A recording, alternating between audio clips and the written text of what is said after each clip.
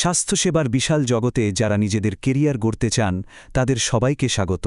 ভারতে এই পথে এগোনোর জন্য মূলত দুটো বড় রাস্তা আছে, আর আজ আমরা সেই দুটো ধারা নিয়েই কথা বলবো। তো যারা স্বাস্থ্যসেবা নিয়ে আগ্রহী তাদের মনে একটা বড় প্রশ্ন আসেই, পথ কোনটা বাছবেন? আধুনিক বিজ্ঞান নাকি হাজার বছরের পুরনো প্রাচীন জ্ঞান? আসলে ভারতে হেলথকেয়ার সেক্টরে ঢুকতে গেলে এই দুটো প্রধান ধারার মধ্যেই একটাকে বেছে নিতে হয়, আর দুটোরই কিন্তু নিজস্ব দর্শন আছে, আর সুযোগও প্রচুর। এই দুটো পথের মধ্যে মূল পার্থক্যটা কিন্তু বেশ পরিষ্কার। একদিকে আছে আধুনিক চিকিৎসা, মানে অ্যালোপ্যাথি, যেটা পুরোপুরি সায়েন্স আর প্রমাণের ওপর চলে, আর অন্যদিকে আছে আয়ুষ, যেটা কিনা ঐতিহ্যবাহী আর হোলিস্টিক হিলিং বা সামগ্রিক নিরাময়ের ওপর জোর দেয়। আচ্ছা, তাহলে চলুন প্রথমে আধুনিক চিকিৎসার পথটা নিয়ে কথা বলা যাক, মানে যেটা বিজ্ঞান আর প্রযুক্তির উপর ভিত্তি করে তৈরি। এর মূল কথাই হল রোগ সারানো আর রোগ আটকানোর জন্য আধুনিক মানে এভিডেন্স বেসড ট্রিটমেন্ট ব্যবহার করা। এই ফিল্ডে কেরিয়ার গড়তে গেলে বেশ কয়েকটা কোর কোর্স আছে, যেমন ধরুন MBBS, BDS, nursing, physiotherapy, pharmacy, এমনকি অ্যালাইড হেলথ সায়েন্সেসও আছে, যার মধ্যে রেডিওলজি বা ল্যাবটেকের মতো সাবজেক্টসগুলো পড়ে। গ্র্যাজুয়েশনের পর স্পেশালাইজেশনের সুযোগ কিন্তু অনেক। একদিকে যেমন জেনারেল সার্জারি বা পিডিয়াট্রিক্সের মতো ক্লিনিক্যাল ফিল্ড আছে, তেমনই কার্ডিওলজি বা নিউরোলজি মতো সুপার স্পেশালাইজেশনও করা যায়।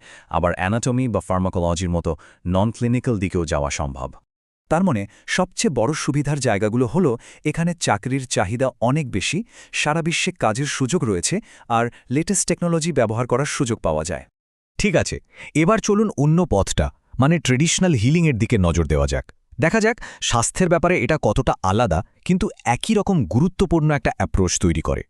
আয়ুষ আসলে ভারতের ঐতিহ্যবাহী চিকিৎসার একটা বিরাট ঐতিহ্যকে রিপ্রেজেন্ট করে, মানে আয়ুর্বেদ, যোগ, ইউনানি, সিদ্ধ আর হোমিওপ্যাথি।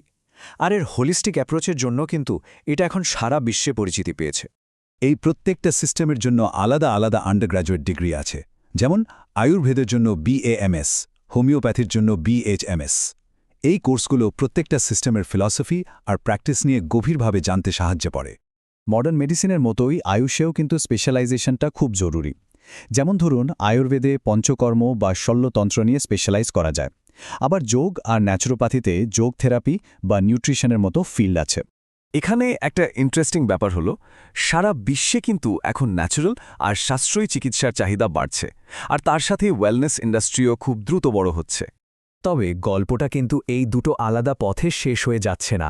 আসল ভবিষ্যৎ লুকিয়ে আছে এই দুটো পথের মিলনে। এটা কিন্তু চিন্তাভাবনার একটা বিরাট বদল। এখানে পেশেন্টদের বেস্ট কেয়ার দেওয়ার জন্য দুটো দুনিয়ার সেরা জিনিসগুলোকে একসাথে নিয়ে আসা হচ্ছে। আর এর ফলেই কিছু নতুন কেরিয়ারের দিক খুলে যাচ্ছে, যেমন ইন্টিগ্রেটিভ মেডিসিন, যেখানে মডার্ন আর ট্রেডিশনাল দুই সিস্টেমের এক্সপার্টরাই একসাথে কাজ করেন। এছাড়াও medical tourism, telemedicine, public health, এই সব ফিল্ডেও দুটো স্ট্রিমেরই ভূমিকা আছে। তো এত সব তথ্যের পর শেষ সিদ্ধান্তটা কিন্তু একেবারে ব্যক্তিগত, মানে নিজের জন্য সঠিক রাস্তাটা বেছে নেওয়া। ব্যাপারটা এমন নয় যে কোনটা ভালো আর কোনটা খারাপ।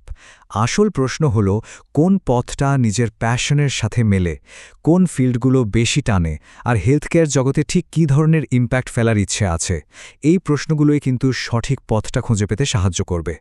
শেষ পর্যন্ত আমাদের লক্ষ্য তো একটাই, একটা কম্প্রিহেন্সিভ হেলথকেয়ার সিস্টেম তৈরি করা, আর সেই লক্ষ্য পূরণ করার জন্য কিন্তু এই দুটো পথই সমানভাবে জরুরি। তাহলে আলোচনার শেষে প্রশ্নটা শুধু এটা নয় যে কোন কেরিয়ারটা বেছে নিতে হবে, বরং প্রশ্নটা হল স্বাস্থ্যসেবার যে ভবিষ্যৎ তৈরি হচ্ছে সেখানে নিজের ভূমিকাটা কী হবে।